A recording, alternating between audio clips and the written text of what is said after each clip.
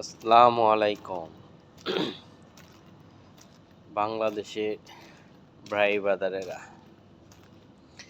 কিছু জামাতের ভাই বাদারেরা বিএনপির অনেক সমালোচনা করে, বিএনপিলে অনেক কথা বলে, কিন্তু তারা হয়তো জানে না 2001 থেকে 2006 সাল পর্যন্ত বিএনপির আমলেই হয়তো অনেকে শিশু বাচ্চা, আমি বাচ্চাই বলি, কারণ তারা ভুলে গেছে সব কিছু।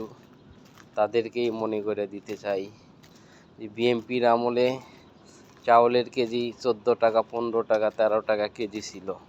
আপনারা হয়তো জানেন না, ভুলে গেছেন। তাহলে আপনার মা বাপ, ভাই বোন, আত্মীয় স্বজনের থেকে জানা নেবেন। জামাত শিবিরের বট বাহিনী ভাইয়েরা, ভালো করে আপনারা জেনে নেন আপনাদের পরিবার থেকে যে বাংলাদেশে 2001 থেকে 2006 সাল পর্যন্ত কত টাকা কেজি চাউল ছিল, তেল ছিল, আর অন্যান্য জিনিস ছিল। আপনারা একটু জেনে নিন আপনাদের পরিবার থেকে, আপনাদের যারা বড় তাদের থেকে জানা নিন।